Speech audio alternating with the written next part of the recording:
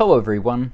Today I would like to go over what are my top 10 science fiction and fantasy series. I'm doing them both together because I think that'll make for a more interesting list, but also top 10 lists have gotten a bit of a bad rap in some corners of booktube because they can be very clickbaity. Everybody has the same 10 or 15 series, you just swap out the order based on preference, and so you get a lot of repetition in these top 10 lists. But I think there's some value here. And I'm doing this list not just because I think I have some picks here that nobody else, literally nobody else, will have on their top 10 lists. I do have some of the common ones, but I think I have some hidden gems here, so stay tuned for those. But also, I think top 10 lists can be useful when you're first watching a booktuber to really see where their tastes align. You can spend hours watching videos and get an idea of what their preferences are that way, or you can go to a curated list and get a general idea of what their preferences tend to be in one place. So that's what this is here today. And number 10 on the list is going to be the first Law Trilogy by Joe Abercrombie. Now I'm only including the main trilogy because I haven't read all of the first Law World books. I did read Best Served Cold and had very mixed feelings on it, but the trilogy is fantastic. I read the trilogy in its entirety for the first time last year, and it was actually in a very difficult time in my life. There were some really heavy, dark things going on in my family when I read it, and I personally had a very deep sense of catharsis going through this book, through the trilogy as a whole, and watching these characters struggle through much darker, much more difficult situations. It was almost like a steam vent being opened going through this trilogy. So I have a fondness for it in that sense as well. I also read the trilogy back to back to back, and I think that is the best way to read it because many of the books, or the main books, really do tell one story. They do have their own mini arcs within them, but really it's one overarching story that you should read back to back. So what I really love about this trilogy is something you will hear nobody else say about this, and that is Joe Abercrombie's plot. People will say the most ridiculous thing about this, which is that the first Law Trilogy doesn't really have a plot, it's just about the characters, and that is not true.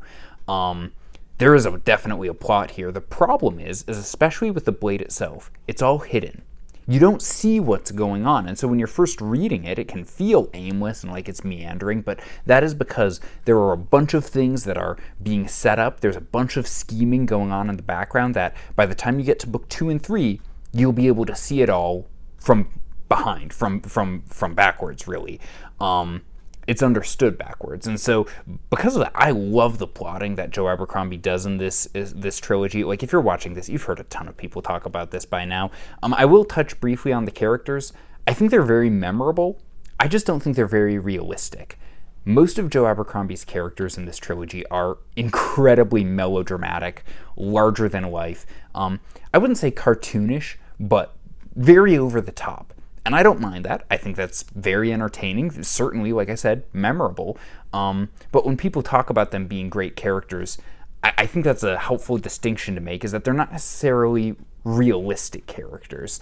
Very well written and very entertaining for the purpose and the plot that they serve, but very, very overdramatic.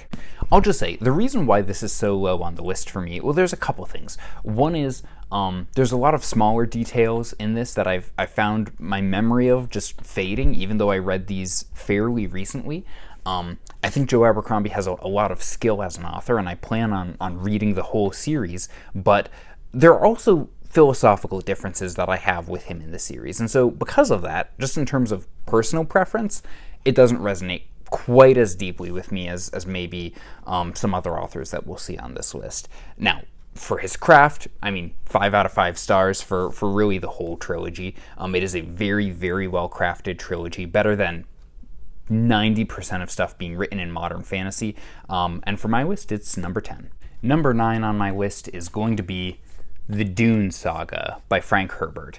This actually comes at quite some surprise to me. When I was in college, I basically didn't read any fiction. And The Lord of the Rings and Dune are really what got me back into reading full time. So I have a great soft spot in my heart for Dune. But then I went a couple years and read Dune Messiah, and had very mixed feelings on it. I don't remember a whole lot of Dune Messiah either. We might be seeing a pattern here. Books that stick with me over a long period of time tend to be the ones that are more of my favorite. But earlier this year, I thought, what the heck, and largely thanks to the influence of the Sun Eater books, which we will see later on this list, I wanted to read more of the Dune Saga. So I've read Children of Dune, and am currently, as of this recording, going through God Emperor. And the weirder Dune gets, the more I love it. Frank Herbert, the ideas that he plays with, genetic memory, and some of the weird sci-fi ideas. I mean, the stuff that happens with Paul's son in God Emperor is just absolutely wild. And to be honest, Frank's writing in this series is criminally underrated. One of the things in the first book that is so memorable for me, and this was cut out of the movies almost entirely, is that in the second chapter of this book, Frank Herbert tells you who in the core group of the Atreides household is going to betray the family to the Harkonnens. And then you go for the first half of the book. You know somebody, you know exactly who's going to betray them. But the Atreides are playing this guessing game. Like, is it going to be this person? Is it this person? I don't know. And there's all this, backroom politics going on, trying to figure out who the traitor might be. And you know the entire time. And it's like that scene in Interstellar where Matthew McConaughey is, yelling through the bookcase. You're like, ah! And I found that to be very effective. I think Frank Herbert's a very good writer. His plotting in these books can be very meandering. The sequence of events can be rather muddled at times without much of a clear direction, but really for this series it's the ideas for me. Many of the ideas, the philosophy in these I think is excellent, and Frank Herbert's writing. There are some good characters here, but the plots can be a bit hit or miss, but I have a fantastic time reading these Dune books, and to be perfectly frank, I plan at this point to read all 6 of Frank Herbert's books. I know the later 2 are pretty controversial, but I hope to get to them soon. So Dune is number 9 on my list. Number 8 on my list is A Song of Ice and Fire by George R.R. Martin. I know, I'm shocked. Somebody likes the Song of Ice and Fire series? You mean literally the most popular fantasy series since The Lord of the Rings? Who would have thought? And I don't know that I have much new to say about this series that hasn't already been said by thousands of people across the internet. Other than this series has been very formative for me. I read the first book, A Game of Thrones, in one sitting, in obviously one day, when I was far too young, probably 14 or 15. It absolutely gripped me, and to this day, Ned Stark is one of my favorite fantasy characters ever. I do not care what the haters say about him. Ned Stark's my boy. So I love this series, but I didn't read the rest of the series until much more recently. And A Night of Seven Kingdoms is basically about as good as any of the main books, even though it's just novellas. So what do I have to say that's new, other than my personal experiences with these books? I guess the only thing that I could say that hopefully hasn't been said to death is Martin's characters are fantastic, and everybody talks about that. He's able to convey exactly who somebody is in a very concise amount of time. So, for example, the famous line about Stannis saying he is iron, he will break before he bends.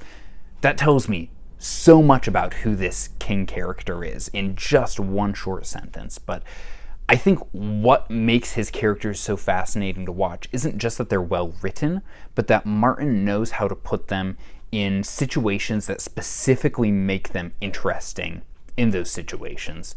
So, for example, Jon Snow could be a very boring character, and many people still find him boring, but he's placed in very interesting situations that specifically test his worldview. Tyrion Lannister, same thing. He's put in situations that really test him and try him, and challenge his worldview. And obviously Ned Stark is a quintessential example of this. So Martin's ability to not just write a good character, but also put them in compelling circumstances that challenge who that character is, I think is what makes this series so compelling. but also for me the multitude of mysteries that Martin develops, and many of them I don't think, even if we did get the last two books, I don't think he'll fully answer. I think there's a lot of mystery in this series that I find so compelling, and his treatment of religion also I find particularly well done. I find he's a self-proclaimed lapsed Catholic, and says he's an agnostic. But his treatment of religion, both the good and the bad, in The Song of Ice and Fire, is better than some practicing religious people have written into fantasy books. So I think Martin's writing is great.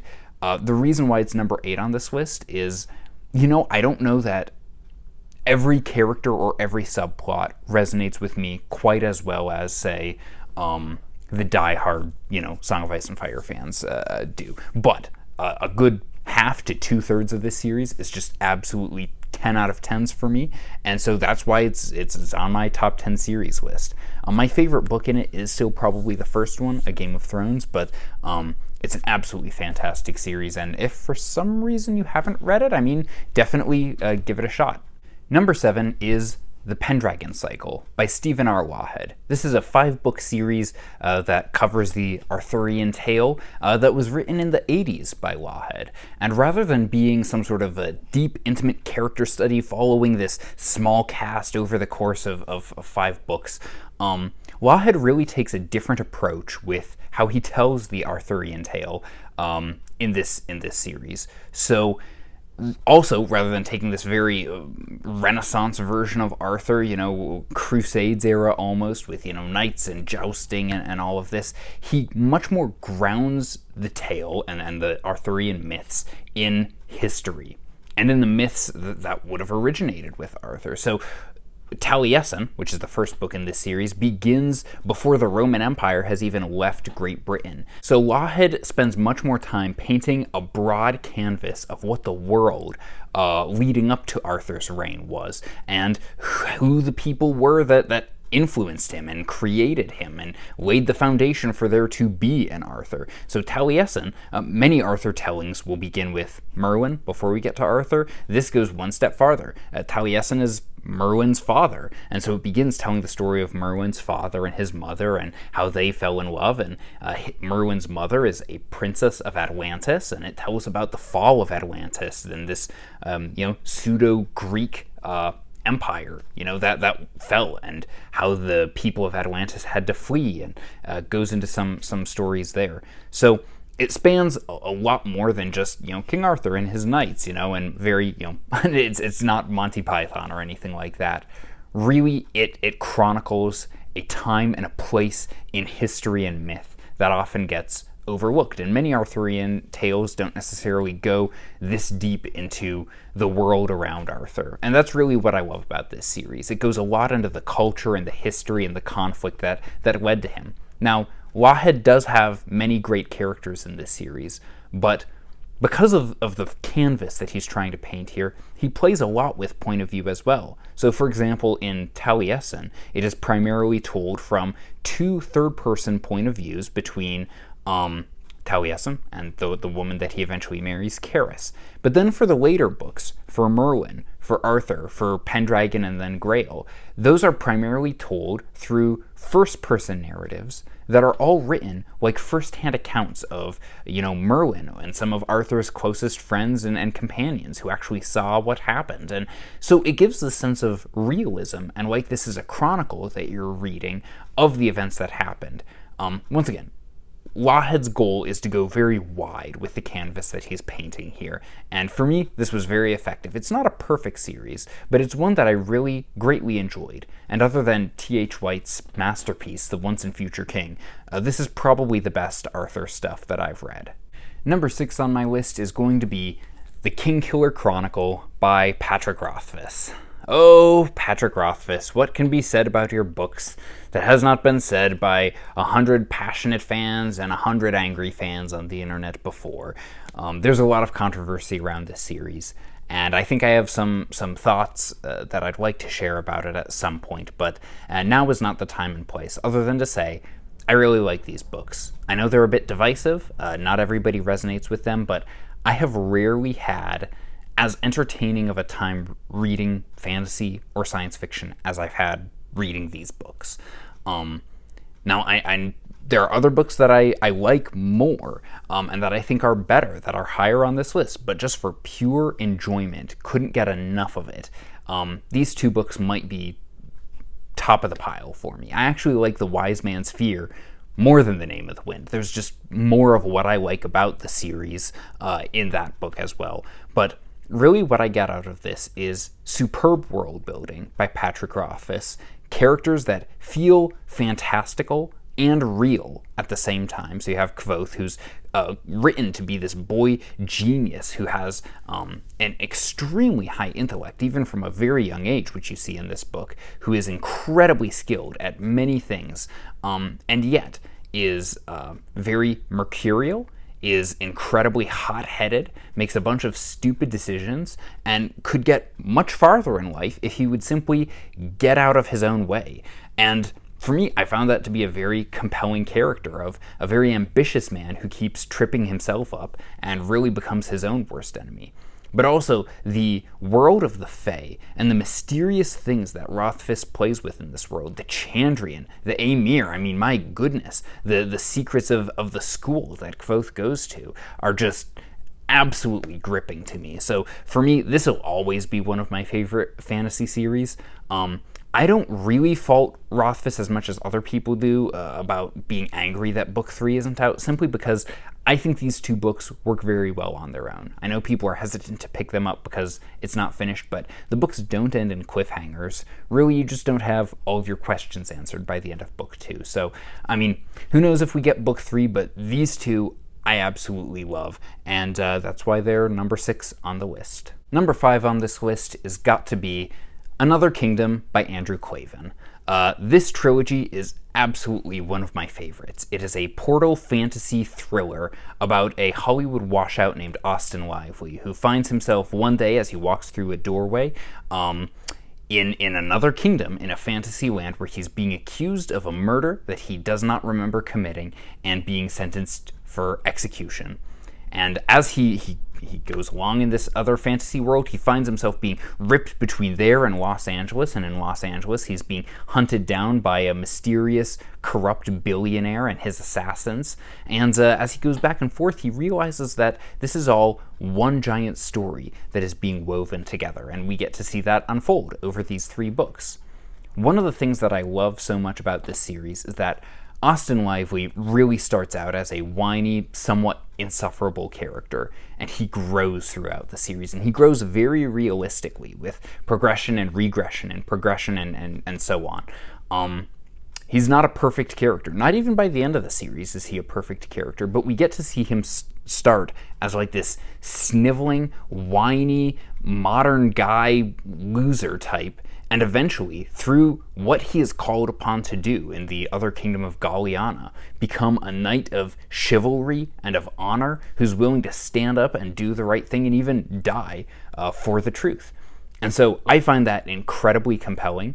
Klavan writes with a momentum and a sharpness that is really unrivaled in fantasy that I've read, and that's because he's largely a crime and thriller writer. So his world building comes across very Robert E. Howard, very sword and sorcery. It's not full of magic systems and 10,000 years of history, but to be honest, I think a lot of that can get in the way of telling a really good story. And Klavan tells a really good story here. There's enough world building and monsters and creatures and kingdoms to keep it interesting, but it does not bog down the story at all. And what he does right here is incredibly compelling, and I've done another video on this if you're interested, but I do really recommend Another Kingdom. I don't know that this is everybody's cup of tea, because it does really lean into a lot of things you'll get in modern crime, modern thrillers. So if you're not into tough guy thrillers, this might not be your cup of tea, but for me, I really love it a lot.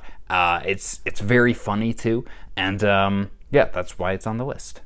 And number 4 on my list, you know it, you love it, it is the Sun Eater series by Christopher Ruocchio.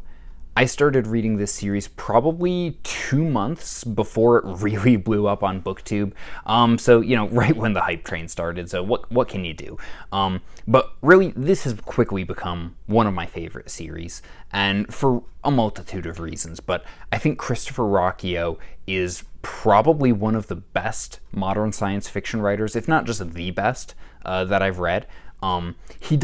People love to point out that there are ideas from Dune that are similar in here, and ideas from Book of the New Sun, and from, other places. But I think Ruocchio, what people miss is that he does them better in this series than even many of those original places.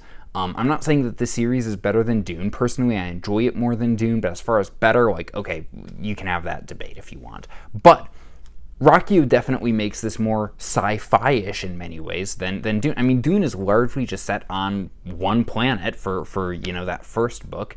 And that's about it. There's not much space travel. There's not much intergalactic stuff. All of that's on the periphery. Ruocchio takes that stuff and puts it front and center. The character arc of Hadrian Marlowe is one of the best that I've read in fiction. How he goes from being this very whiny, I don't know if I would say whiny, but this very arrogant young noble character, and he gets humbled and gets put in positions of leadership and finds that being a leader is much more difficult than he at first thought. And the way that Ruocchio deals with themes of leadership and authority and the weight of that, rather than just having, evil empire and those types of cliches that we've seen over and over again, is quite nuanced and really, really fascinating. But I think my favorite thing about this series has got to be Ruocchio's storytelling. And I don't just mean his prose, his writing, stringing a sentence together. Everybody talks about it being excellent, and it is. But the way that he tells this story, having a framed narrative, having Hadrian recount his life story, dropping hints and Easter eggs about what's to come, him reflecting on what has happened, his ponderings about that, really, I think, is my favorite thing about this series. It is just absolutely brilliant to tell the story in that way. It helps you anticipate things. It makes you ponder and meditate on the things that have happened. And it helps make the story appear as one cohesive thing, rather than, isolated events strung together, which it could seem that way because there's so many different things that Hadrian has experienced being hundreds of years old. But really, that storytelling technique is just brilliant and is one of my favorite things about the series. So this is number 4. Number 3 on my list is commonly called the Space Trilogy, but would be more accurately called the Ransom Trilogy by C.S. Lewis. This is Out of the Silent Planet,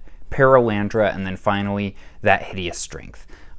Lewis is primarily known in fantasy and sci-fi circles for his Narnia books, and for good reason. They're some of the best-selling books really of all time. But for me, my favorite books of his is his Space Trilogy. These are very weird books. No two books in this trilogy are the same, but the core idea of them is a college professor named Elwyn Ransom, who's somewhat modeled after his friend, J.R.R. Tolkien, gets kidnapped and brought into this intergalactic plot by some other college people that involves going to other planets and communicating with alien beings, alien spirits. The Greek gods get involved. There's a bunch of supernatural stuff that occurs. And for me, what I love about this series, well, there's several things, but one is it's very, very weird. Lewis really pushes the boundary here. Lewis is famous for being a Christian author, and he does a lot of stuff in this series that would make many Christians, and have made many Christians, very uncomfortable. I even have believer family members who severely dislike some of the books in this series. But my favorite of the series, even though I have Out of the Silent Planet here, my favorite in the series is the third one, That Hideous Strength. And it is one of my favorite books of all time. That Hideous Strength is like 1984 by George Orwell if you put in it angels, demons, and the wizard Merlin from the Arthurian myths, and put it into a blender and mixed in the Tower of Babel as well. The things that Lewis talks about and the way that the demonic works and the way he talks about it in that book is so poignant, is so precise, that it honestly gets a little bit scary to read at times, especially since he predicts many of the ways that media would be used later in history, the way that the press would be used, the way people can manipulate things from behind the scenes, the way they can spread fear. Lewis was really on point with a lot of this. I'd like to do more videos on the Space Trilogy, and it's hard to talk about it in just a couple minutes here, but this is one of my favorite series, really, of all time, and I hope more people check it out. Number 2 on this list is going to be Gene Wolfe's The Book of the New Sun, which will be no surprise if you've watched any videos of this channel that it is a favorite of mine. Gene Wolfe is a genius, and this is a masterpiece of both fantasy and science fiction literature. The end?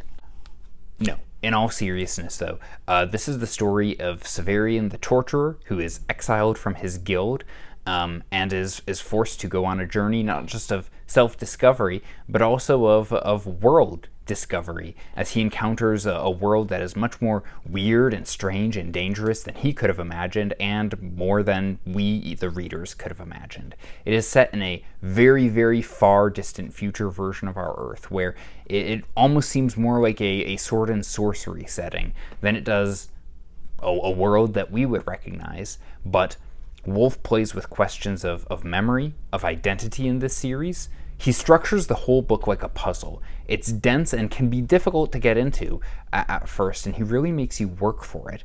But I love that. I wouldn't want every book to be written like this, but the things that Wolfe does in this series are unlike anything else that I've read. After I read a bunch of basic fantasy stuff, I started looking for, okay, what's something that will excite me, that is different from anything else that I've experienced before? And this really is it. There's really nothing else that I've encountered quite like this before. When I'm reading, I tend to look for 3 main things. Books that I enjoy reading, books that are a challenge and that I should read, and then books that make me a better person. Book of the New Sun is all 3 of those. I love it. I'm a better person for having read it, and also it makes me a better reader because I have to look for things. I have to read the text more closely than maybe I would with other things, and that is why it is such a favorite for me. And number 1 is The Lord of the Rings by J.R.R. Tolkien. And this may come as a surprise to absolutely no one, and it may seem like the cliched pick, but I'm not just picking it because it's the popular one. I'm picking it because it's actually the correct opinion. It is the best fantasy series ever written, and everybody else who disagrees with it is wrong. And I'm sorry to break that to you, but that's just the way it is. I'm being slightly tongue-in-cheek there, but really only slightly. I do think that The Lord of the Rings is an absolute masterpiece. And when I say Lord of the Rings, I should say, by this being number 1, I'm also including The Hobbit, Silmarillion, and Children of Húrin, Tolkien's Middle-earth works, because I think you get a much better idea of who he is as a writer and what his skills are, and a lot of what he's trying to communicate by getting a broader view of his writings rather than just reading The Hobbit and The Lord of the Rings. But having said that, what Tolkien is able to do in this, by modern standards, fairly short fantasy series is absolutely second to none. I've talked about a lot of books today, and I hope that people will be reading these for decades to come. But I don't think any of these will be read in 100 years, or 200 years, maybe 1 or 2, but I doubt it. The Lord of the Rings, I think, will be read for hundreds and hundreds of years afterwards, because it is absolutely a masterpiece. You look at people who have tried to copy it, because it's become the template for fantasy. And that's not just because it was the first, supposedly. But I really do think it is because it was the best. Tolkien captured lightning in a bottle with this series. And you look at many of the people who have tried to copy him. I mean, probably the most famous is Terry Brooks' Shannara books.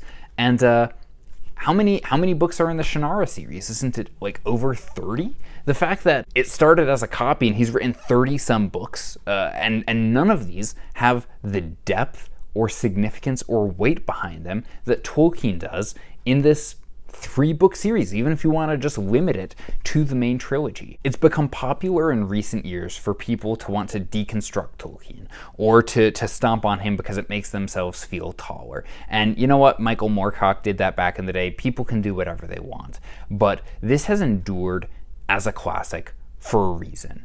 And it is because Tolkien is ultimately communicating things in this book that are deeply and powerfully and hauntingly true. He's saying things about who we are, what the nature of sin is, the nature of evil, what things are truly worth giving your life for and sacrificing and dying for, what things are truly worth saving. People complain about him describing, all the trees and stuff like that. And to be honest, a lot of that is pretty slanderous. It's like, all right, show me the part where he spends 3 pages describing trees and woods. It's not in there. But the reason why he has that reputation is because Tolkien wants to make sure that when he talks about the world being in danger, it's not a nebulous threat, that you actually get an idea of what's at stake here, of the beauty of nature that is at risk here.